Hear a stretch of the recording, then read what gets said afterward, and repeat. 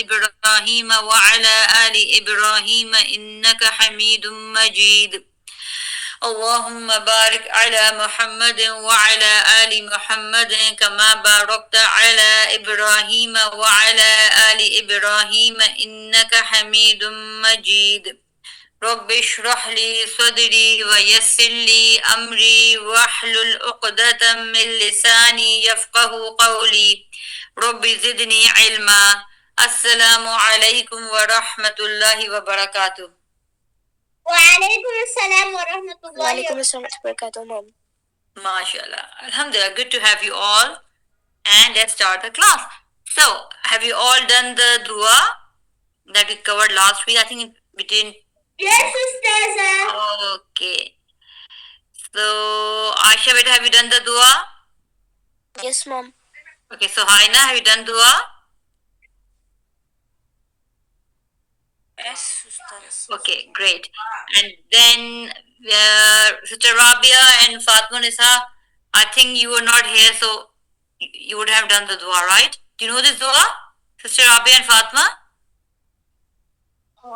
We could not see the pictures, ma'am.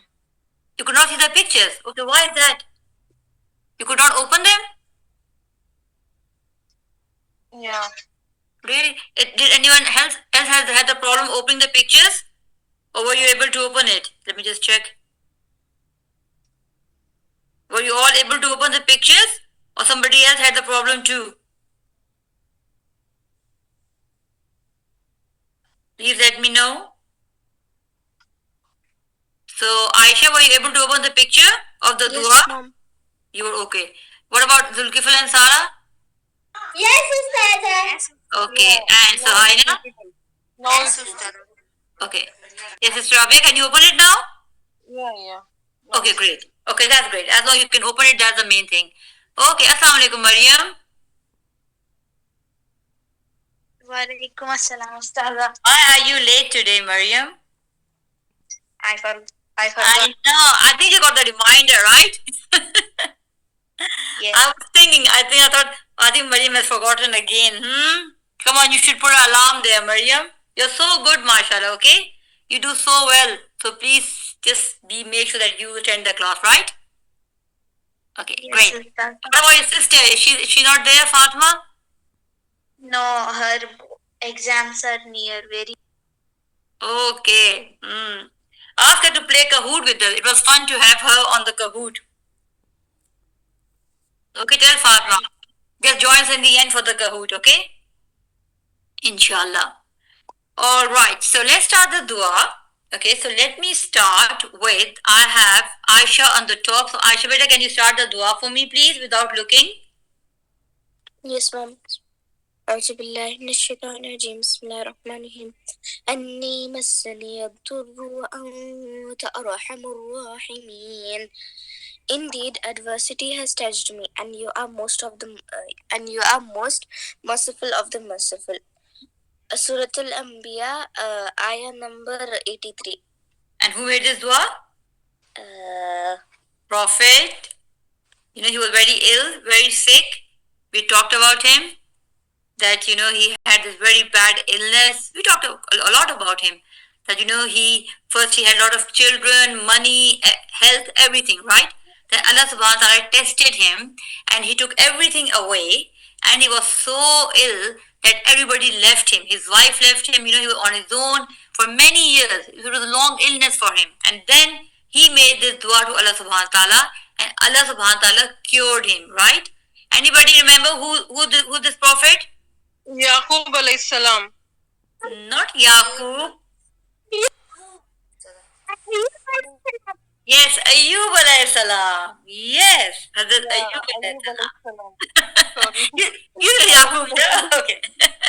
No, that's fine. But with Sister Rabia, we talked about this a lot in the class. What happened to him. I was remembering his story, but forgot the name. It's okay, don't worry. That's why we all need revision, I'm really bad with names as well, so don't worry. Alhamdulillah, right? Good. Great, Aisha. So next I have got here is Maryam. So Maryam, can you do the dua for me, please? Yes, Ustaza. أني مسني الضر وأنت أرحم الراحمين. Indeed, adversity has touched me, and you are the most merciful of the merciful. Yes. Surah and ayah number? Surah Anbiya, ayat number 87. No, it's not Ayyub 87. alayhi No, 87 is the other one. That was the dua of Muhammad alayhi salam. This is another. 88. 88. No. Go back. 86. No. No. Further back. 85. No. Keep going. 83. Yes, 83. Okay. So remember it's 83. And I wrote it 88. you 88? Oh my god. Why is that, Mariam? Come on. Girl, listen carefully. So it's 83. And who made this dua, Mariam? Prophet Ayyub alayhi wasallam. Yeah, Prophet Ayyub, mashallah. Well done, Mariam. Well done. Okay, so now I've got here is Sister Rabia. Sister Rabia, do you know this dua or shall we do it next time? By seeing. You can just read it. You and Fatma can read here. Yeah. Okay. أني مسني الضر وأنت أرحم الراحمين. Okay. You know when you read Anni Masaniyad Duru. Masaniyad Duru. Okay? And Anta Arhamur Rahimin. Yeah. Okay. And Fatma, beta, can you read the dua for me, please? Yes, ma'am. أني مسني الضر وأنت أرحم الراحمين. MashaAllah. Okay, so it's masaniyat. So there's zabar on ya, okay? That the pesh is on dot. So masaniyat duru. Masaniyat duru, okay? So make sure that that is fatha and then there's a dhamma in the front. Okay, beta? Okay, well done. So inshallah next week it's very small dua. I will listen to it next week inshallah. Okay, just remind me. Okay, so Sohaina's beta, going to do it now? Yes, Ustad, inshallah. بسم الله الرحمن الرحيم أني مسني الضر وأنت أرحم الراحمين. Indeed, adversity has touched me. You are the most merciful of the merciful. MashaAllah, well done. So what's surah and ayah number, please? Surah Anbiya, ayah number 83. Ustad. And who made this dua? Which prophet? Ayyub alayhi salam. MashaAllah, well done, Sahana. Well done. Okay. So now I've come to Zulkifl.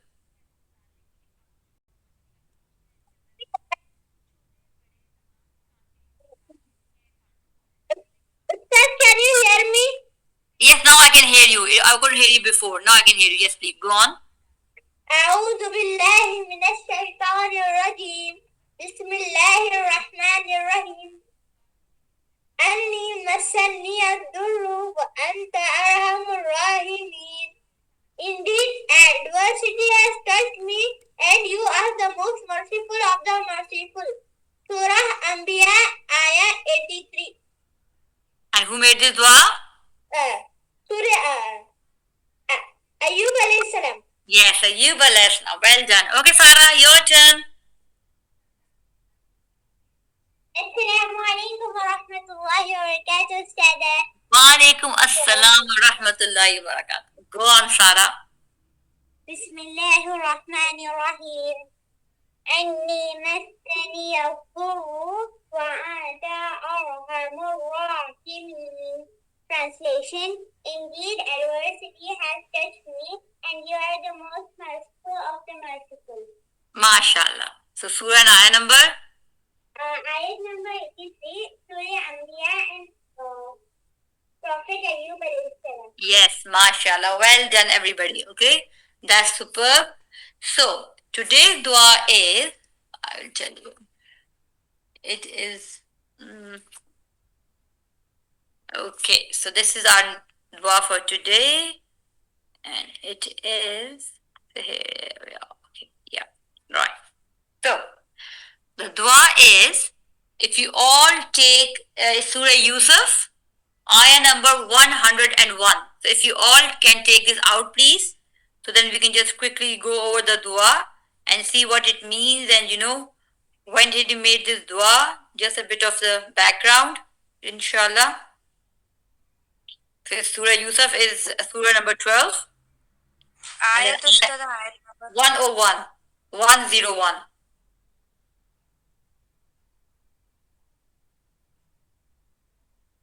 Yeah. So, okay. Right? So just take Surah Yusuf, Ayah 101 out. And the dua here, I just read the dua first. Fatiras samawati wal ard. Anta waliyi fid dunya wal akhirah. Tawaffani musliman wa alhiqni bis salihin. Okay? So, the creator of the heaven and earth, you are my protector in this world and in the hereafter. Cause me to die a Muslim and join me with the righteous. Okay? So, Hazrat Yusuf, if you know the story of Hazrat Yusuf alayhi salam, his life was full of difficulties, right? First of all, if you did his story, his brothers, they threw him in the what's it called, in the well, and then some people took him out. Then he was raised in with one of the kings in Egypt, and then he was put into prison. Then he came out of the prison. He lost his family. So I mean, he went through lots and lots of trouble, right?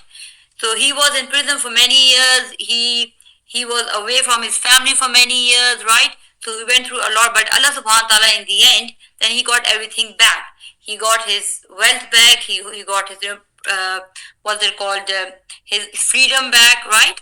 And he got everything back.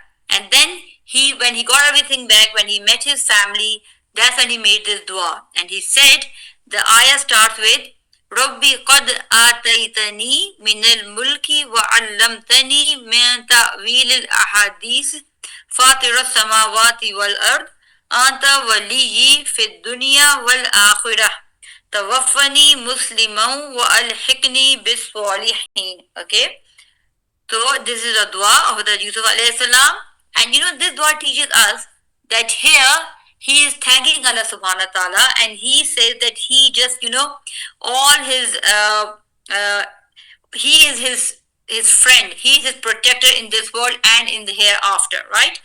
Although at that point, he had everything in the world, right? He had the wealth, he was very wealthy, he had the family, he had he got everything back. But even then, he's asking Allah subhanahu wa ta'ala for the best ending, right?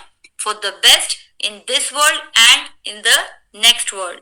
So our target should always be that, right? No matter what we have got, whatever we have, our only protector, our only, we can say the best friend is Allah subhanahu wa ta'ala. He's the one we ask everything from him. He's the one we rely on, right? So even when we are, obviously when we are sad or when we are ill, we all turn toward Allah subhanahu wa ta'ala, right? It's, at that time we all need, which is good. But the thing is that when we are happy, that's when we should turn towards him too. That's when we should thank Allah subhanahu wa ta'ala too, right? And we should always rely on him, no matter what happens. Okay, so this is dua of Hazrat Yusuf alayhi salam. And this is from Surah Yusuf, and the ayah number is 101. Okay, clear? Yes, Ustaz. Okay, great. So I'll just read it one more time, and this is inshallah dua for next week. Fatirus samawati wal ard anta waliyi. Okay, here they didn't put khadi zair, but in the Quran it's there. So I think in Arabic writing they didn't put it there, but we have to do madda here. Waliyi fi dunya wal akhirah. Tawaffani musliman wa alhiqni bis salihin. Right? So that's the dua for next week. So it's dua. Who made this dua? Yusuf alayhi salam. Yusuf alayhi salam. And which surah is it from? And ayah number? 101. 101. Perfect. Good. Okay. So inshallah, I hope that you all remember this. So that's done. So let's move on to our lesson. So today, inshallah, what we are going to do is we will quickly go, because I think we have done the first lesson of this Battle of Trench, Khandak. Okay, so we'll just quickly go over the first part and then we'll do the second part, inshallah. Okay, so we all know that the Battle of Khandak. You know which battle was before Battle of Khandak? Battle of Uhud. Battle of Uhud. Uhud. Good. So how many battles we have done so far? 2. Two.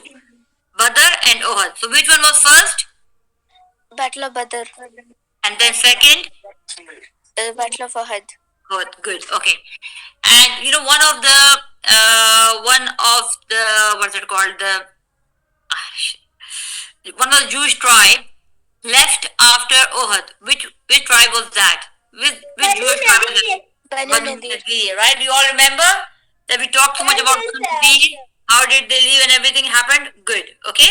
So now in this one, remember in Battle of Khandak, it's Banu Nadir who started all these things, all this. Okay, because they were so upset, they were they were so angry that they had to leave Medina.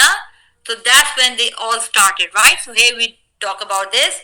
So after the expulsion from Medina, once they were kicked out of Medina, Banu Nadir were relocated to Khyber in the north of Medina. However, they were not happy with their new lifestyle and really wanted to return to their fortresses in Medina, right? We read about it that they had really big mansions, big fortresses, right, in Medina, and now they were missing all that, right? They were rich people and they were missing all those big houses and everything. So what they did was, so because they were very angry, so they sent an official delegation to Makkah, right? Obviously, on their own, they knew they were very weak; they couldn't do anything, right? So they were trying to ask other people to join them. So the first people they asked to join them was the Quraysh of Makkah. Okay, so they sent a delegation to Makkah so they can form an alliance. They can form what's it called? Alliances. What is the word for alliance? Anybody? Form a grouping, or it's like they wait, what to call it? They be as a it's like to be together as a promise, right? So they're all together, they get stuck together, and then they together they fight against Muslims, right? So they promised the Quraysh money and reminded them of their common goal of destroying Muslims completely, right? So now when they went to them, now they're talking to them about that. Look, we both, because they both were against Prophet ﷺ and Islam, right? So that was their main common goal, that they both had the same enemy, and that was Prophet ﷺ. So they went to them and said, look, our enemy is same. So the Quraysh but the Quraysh on the other hand, they had an inferiority complex toward the Jews, as they were an illiterate nation, whereas Jews had a history of literature and prophethood, right? So now we know that the Quraysh, they were just idol worshippers. They just worshipped idols. They had nothing. But while Jews, they had the book. They had the book from Allah subhanahu wa ta'ala, right? Which they have forgotten. That's the separate thing. But they were the people of book. So obviously, Quraysh, they always felt like inferior to them. They felt like, they are not as learned as Jews. So they had this thing in them.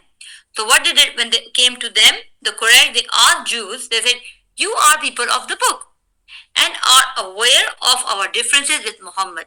So, what do you think? Is our religion better or his? So now they ask a very tricky question, because we all know that obviously Jews are the people of book and Muslims are people of book, right? So obviously they are much closer because we all believe in prophets, you know. So we believe in Moses, we believe in Hazrat Isa, Hazrat Musa, everyone, right? But at that time, because they were so against Muslims that, we know that Judaism is so close to Islam. Despite that, Banu Nazir, they replied, oh, you are rightly guided. You are better than Muslims and you are closer to the truth than Muhammad sallallahu alaihi wasallam and his companions. So that was their answer, Although in their heart they knew exactly how much closer they were to Muslims, to Islam. But at that time, because of their hatred, because of the what they call, they were so against Muslim and Islam that they said that, right? So Allah subhanahu wa ta'ala exposed their hypocrisy in Quran, Surah Nisa. Okay, so Allah subhanahu wa ta'ala is showing us how hypocrite they were, because they knew in their hearts what was truth, but from their mouth they were saying something else. Okay, so that's hypocrisy. When you know something but you don't say that and you say something else, right? It's not, when your inner and your outer is not the same, right? What's in your heart and what you're saying from your mouth is not similar. So then Allah subhanahu wa ta'ala mentioned that in Surah Nisa, ayah 57, Allah subhanahu wa ta'ala is saying, have you not seen those who were given a portion of scriptures, yet believe in idols and false gods, and reassure the disbelievers that they are better guided than the believers? Right? Do you understand what this ayah means? Do you all understand that? So when we read this ayah, we know what Allah subhanahu wa ta'ala is talking about. So here Allah subhanahu wa ta'ala talking about these people of the Jews people, right? The Jews, they knew that that Islam is a true religion and it's closer to Judaism as well. But even then they said to disbelievers that they are more guided than believers. Alright? So that Allah subhanahu wa ta'ala is telling us that you will see all this. That's how they were. So after that, when the Quraysh accepted their offer, and an alliance was formed. Okay, so they accepted it, and they just became one group, and they just grouped together against Muslims. But then their next target was the Banu Nadir. Then they sent a delegation to Ghadafan. So there was another tribe, and offered them half of the produce from Khaybar for a while, for a whole year, if they help them in their fight against Muslims in return. Okay, so now what they're doing is they're bribing people, right? Because they just wanted to, take revenge from Muslims, but they were so weak they couldn't go on their own. So now they are asking other people to join them and just bribing them, just offering them, things. They said they can have half of the production of the Khyber for the whole year. They'll give it to them if they help them against Muslims, right? So obviously they accepted because they're getting something in return. So they accepted the offer and agreed to send their troops, to send their army with them. So after that, they were able to convince many small tribes from different parts of Arabia, and each tribe contributed either by sending fighters or weapons. They managed to form a large army of 10,000 fighters, which was 4 times more than Muslim fighters. Okay? So now it's not just them, Banu Nadir, it's all the other people, all the other tribes as well, and they managed to form a big army which consisted of 10,000 fighters. It was 4 times more than Muslim fighters. Okay, so again, they are again the larger number, right? So Muslims are again in a very small number, and they are much larger number than Muslims. Okay, so is it all clear? Anybody has any questions? No, Ustaza. You all find it simple, easy, or not? Easy. Everybody else, is it easy? Mariam, you find it easy, beta? Mariam, do you think it's easy? Can't hear you, Mariam. Okay, Sister Rabia, what do you think? Do you find it easy? Was the long break? Do you find it easy, Rabia? No, ma'am. I could not understand anything today. Okay, right. Okay, now ask him what did you understand? Yeah, there was a break, so I could not understand anything. Which was the last lesson you did, Sister Rabia? You and Fatma Nisa? Mostly we missed 10 lessons of it. Okay, you have done Badr? Yeah. You have done Uhud? From 60 we haven't done. 60 till today. Okay, so you have all the lessons, right, Sister Rabia? Yeah, this one I have to take the copies and revise. Yes, please. So from 60 onwards, because we talked about because we did Battle of Uhud, and then after that, Battle of Uhud. Yeah, Battle of Uhud was last. Was last year, yeah. So after Uhud, we talked about this Banu Nadir. That's one of the tribe of Jews, okay, and then how they were expelled from Medina, and now they want to take revenge of Muslims. So that's what's happening here now, right? So if you read this Banu Nadir chapter, it's all there in the group, right? If you search in the group, sister, and go through these lessons, and then you will find out. And once you read, if you have time to read this week, just go over once so you know what happened, right? And then it'll all become very easy for you, clear for you. Inshallah, yeah? Inshallah, I will go through it. Please do go and do one more thing, Sister Rabia. You know, I think last week or the week before, I shared this one of the episode of Umar series. Watch that as well. Yeah. Because in that Umar series, in the end, we see this part when Nadir is gone to Quraysh and they're asking for help. Okay, so it's there in that part. It's going to help you to just understand the whole thing. Yeah. So it's just like a story, inshallah. You know, once you get connected, inshallah, it'll be fine. So Suhaina, is it clear for you? Yes, Sister. Alhamdulillah. Okay, great. And Mariam, what about you? Do you find it easy? Yes, Ustaza. And Aisha? Yes, ma'am. Okay, great. Okay. So I'll just quickly go ask some questions. So I want everybody to open your mic and quickly answer me. I want everyone to answer. Doesn't matter if somebody else has answered. You can answer as well, okay? So everybody can answer. So open your mics. I will just ask you questions here and there and see if you are alert and you all know the answers. Everybody open your mic, please. Come on, open your mics. I want to hear each and everyone's voice, please. Yes, Mariam's mic is open. Good. And yeah, okay. Everybody's mic. Oh, great. So the first question is, who were relocated to Khaybar after expulsion from Medina? Which tribe? Banu Nadir. Okay. Were Banu Nadir Mushrikun or were they Jews? Mushrikun. They were mushrikuns. Okay, Mushrikun. I'm sorry. Were they Jews or were they Christians? Jews. They were Jews. Okay, right. Okay, so they were Jews, right? Okay, great. And why were they not happy in Khaybar? What were they missing? They want to return to They their were places. old lifestyle. Yeah, the old lifestyle, right? Anybody can answer. Don't worry if they've answered. So you can all answer. Don't worry, okay? Even somebody has answered, you can say in your own words as well. So don't worry. I want everybody to say something. That's okay. Okay, and then okay, Allah subhanahu wa ta'ala talks about them. He talks about which quality of Jews in Surah Nisa, ayah 51.